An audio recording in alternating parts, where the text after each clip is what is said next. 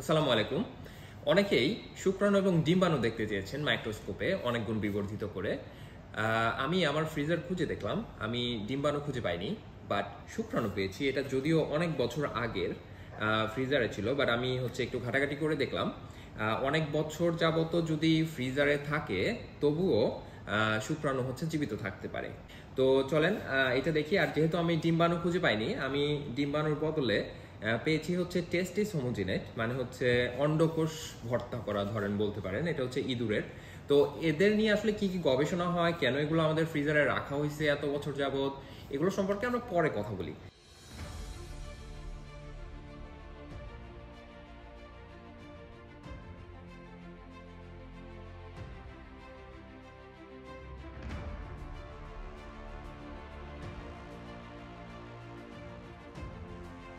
তো আমরা প্রথমে সিমেনের মধ্যে শুক্রাণু দেখার চেষ্টা করব।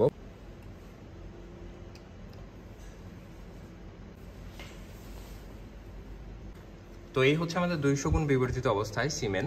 তো সিমেনের মধ্যে শুক্রাণু থাকার কথা। আমার ধারণা এটা একটা শুক্রাণু, এটা একটা শুক্রাণু, এটা একটা শুক্রাণু, এটা একটা শুক্রাণু, এটা একটা শুক্রাণু, এটা একটা শুক্রাণু। তো যারা আগে এই নিয়ে পড়াশোনা করেছেন তারা অবশ্যই জেনে থাকবেন যে শুক্রাণুর একটা হেড থাকে, একটা টেল থাকে, মানে একটা মাথা আর একটা লেজ থাকে। তো 200 গুণ বিবর্ধিত অবস্থায় খুব একটা ভালো মতো বোঝা যাচ্ছে না। আমরা এখন 400 গুণ বিবর্ধিত অবস্থায় চলে যাব, তখন এদেরকে খুব ভালো মতোই বোঝা যাবে। তো আমরা এখন চলে যাব 400 গুণ বিবর্ধিত অবস্থায়।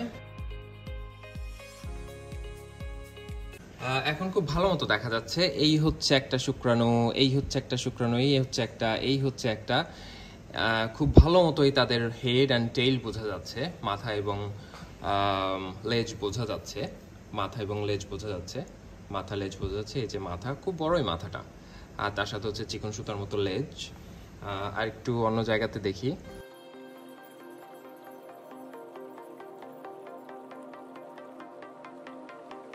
যেটা আমরা যারা বিজ্ঞান বিভাগে পড়াশোনা করেছেন তারা ক্লাস 9 থেকেই 9, 10 ইন্টারমিডিয়েট সব জায়গাতেই আসলে এই জিনিসটা দেখে এসেছেন, পড়ে এসেছেন এবং পরীক্ষায় লিখে এসেছেন।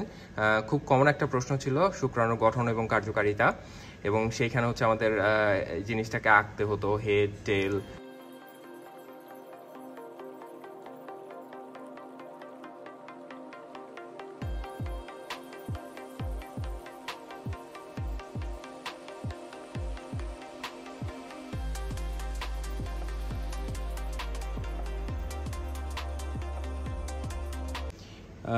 প্রথমে আমরা 200 গুণ বর্ধিত অবস্থায় দেখি। বিবর্ধিত, এই 200 গুণ বিবর্ধিত অবস্থায়। ও অদ্ভুত। তো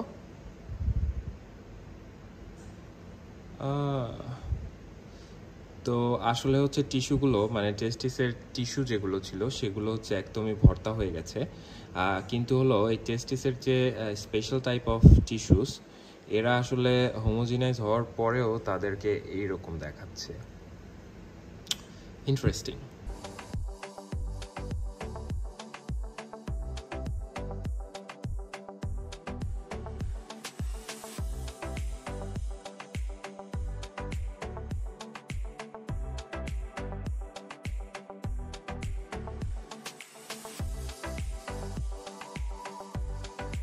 আমরা এখন 400 গুণে চলে যাই।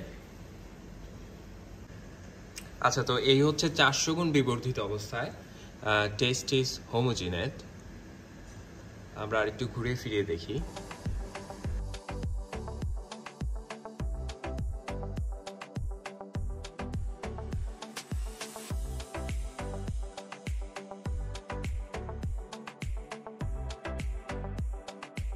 এখন আপনাদের মনে প্রশ্ন থাকতে পারে যে এগুলো দিয়ে আসলে কি গবেষণা করা হয়। দেখেন, কিছুদিন আগে আমি একটা আর্টিকেল পড়লাম, সেখানে ওরা স্মোকিং এর উপর গবেষণা করেছে যে স্মোকিং করলে বা ধূমপান করলে শুক্রাণুর কাউন্ট কমে যায়, শুক্রাণুর কার্যকারিতা কমে যায়, এরকম আরো বেশ কিছু ব্যাপার স্যাপার। শুধুমাত্র এটা না, যে কোনো ধরনের টক্সিকেন্টি আসলে শরীরের কোথায় কোথায় কি কি ক্ষতি করতে পারে সেগুলো নিয়ে অনেক ধরনের গবেষণা আছে।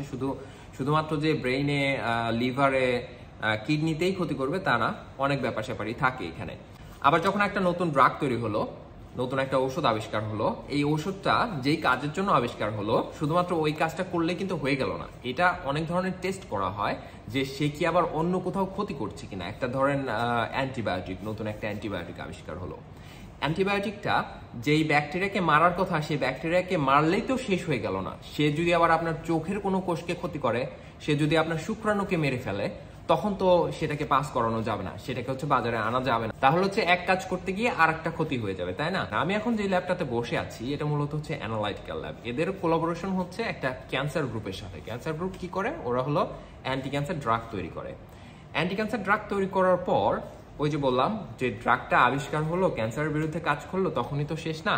তারপরে এই ড্রাগের ফার্মাকোকাইনেটিক্স বের করতে হয়। এই ড্রাগটা খাওয়ার পর কতটুকু অংশ ব্রেনে যাচ্ছে, কতটুকু অংশ চোখে যাচ্ছে, কতটুকু অংশ টেস্টিসে যাচ্ছে, এছাড়া আরো যত ধরনের অর্গান আছে এগুলোতে যাচ্ছে, সেগুলো হিসাব নিকেশ করা হয়, ফার্মাকোকাইনেটিক্স স্টাডি করা হয়, তার উপর বেস করে ডোজ নির্ণয় করা হয়। আচ্ছা, আরেকটা ব্যাপার দেখেন, আপনি কোনো একটা রোগের কারণে ডাক্তারের কাছে গেলেন, ডাক্তার সাহেব আপনাকে 2টা ওষুধ দিল, তার মধ্যে একটা ওষুধ খেতে হবে দিনে 3 বার, আর একটা ওষুধ খেতে হবে দিনে 1 বার।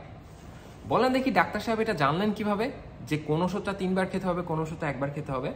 এটা তাকে বলা হয়েছে। কারা বলছে? গবেষণা করে তাকে বলা হয়েছে। দেখেন, একটা ওষুধ খাওয়ার পর যদি টানা 24 ঘন্টা ওই ওষুধটা আপনার শরীরে কাজ করে, তাহলে তো 24 ঘন্টার মধ্যে সেকেন্ড আরেকটা ডোজ দেওয়ার দরকার নেই, তাই না? যাই হোক, ভালো থাকবেন সবাই। আসসালামু আলাইকুম।